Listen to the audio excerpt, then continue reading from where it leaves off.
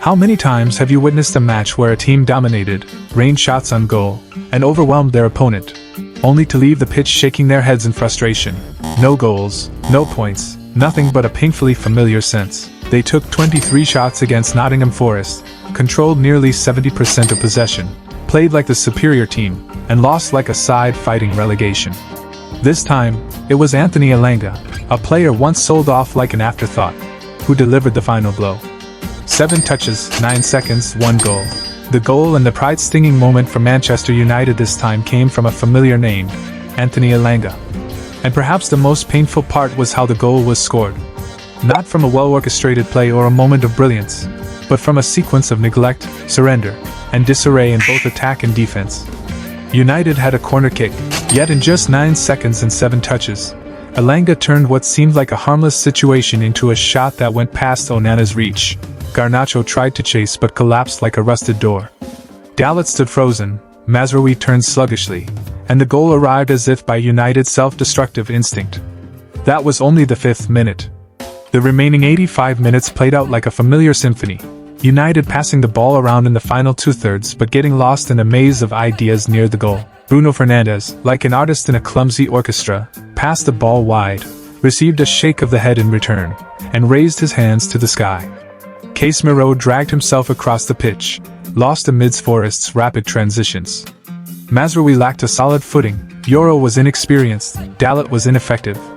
Garnacho fired 6 shots, none of which came close to the goal. The climax arrived in the 97th minute. Harry Maguire, pushed up as an emergency striker, had a close-range effort. The entire United bench stood up. But then, Murillo appeared just in time, clearing the ball off the line, sealing yet another defeat for the Red Devils. Manchester United now resembles a predictable mystery novel. Everyone knows the ending. Some leave early, some stay, but the suspense is gone.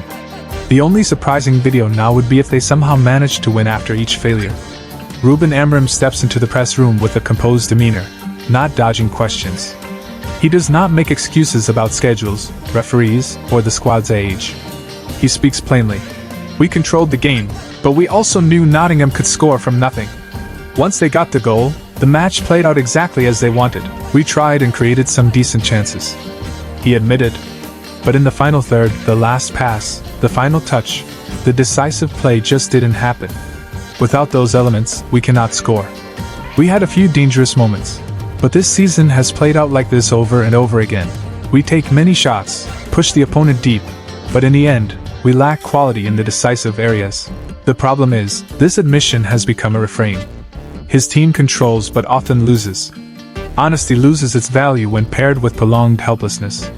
That frankness becomes as familiar as a father's sigh after seeing his child fail an exam for the 3rd consecutive time. On the other side, Anthony Elanga had little to say. He condensed everything into one sharp statement. Without a doubt, I made the right decision, 100%.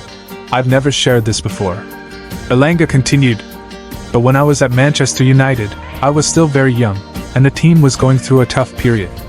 At first, I thought it was special to play for United, but I didn't feel like I was improving whenever I came off the bench. I played without a real purpose, just to be on the pitch. Moving to Nottingham Forest was a turning point because I started playing full 90-minute matches regularly. Most importantly, I had the opportunity to develop. Every time I step onto the field, I feel a sense of purpose, like I'm playing and growing at the same time. That is the biggest difference.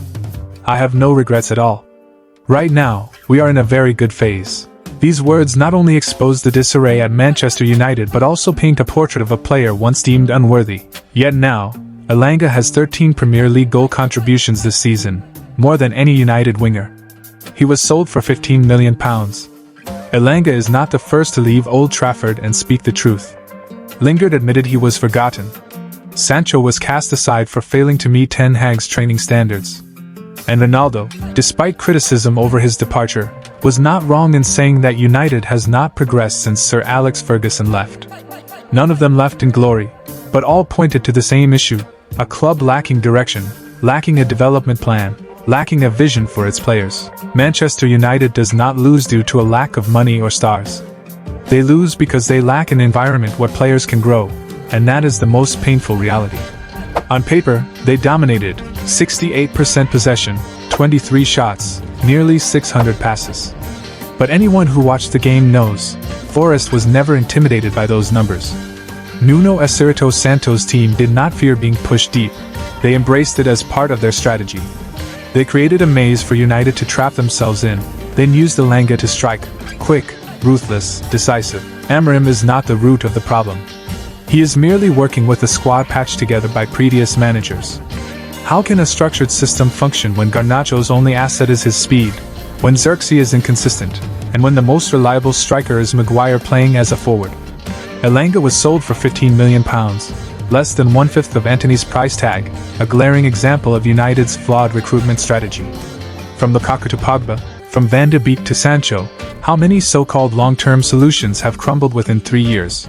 For a decade after Sir Alex, United lacked a true sporting director. Recruitment power was scattered among coaches, executives, commercial departments, and even sponsors. A system like this does not build a football club, it builds a patchwork. And when every season starts with slogans instead of strategies, the ending is always bitter, like the final sip of a cold, stale coffee. Failure repeats itself. As Anthony Elanga's shot flew past Onana, he did not scream, did not vent his anger, did not try to hurt his old club. He simply raised his arms in celebration, with the calm confidence of someone who knows his worth, who knows he is now in the right place. Interestingly, United's away fans applauded him. No boos, no anger, because Elanga did not leave in resentment. He left as an unfinished dream, interrupted too soon. This was not a breakup driven by hatred, but by disappointment. And that disappointment did not lie with the player. It lay with a club that failed to nurture its own talent. The real question is not who United should sign next, but who is truly growing here. If the answer is no one, then the problem is not the manager, not the results, it is the very soul of the club itself. Manchester United just lost another game in the same exhausting manner, dominating possession, firing dozens of shots, and leaving empty-handed. No one says they played badly. In many aspects, they played well, enough to spark hope. But, as always, they collapsed. And after every such defeat, fans sigh. This is the Manchester United we know. Only now, that familiarity no longer brings pride. It brings resignation. The same issues that haunted old Gunnar Solskjaer resurfaced under Ralf Rangnick, persisted under Ten Hag, and remain in the era of Ruben Amorim. A team lacking a tactical structure, lacking physical dominance in crucial moments, and above all, lacking an ecosystem where players truly develop. United is still United, but the poorest version of itself. Without radical change at the top, without a clear vision from the new board, the club will continue spinning in circles. The problem is not just that Manchester United is failing. It is that they are failing in the exact same way, so much so that no one feels the pain anymore.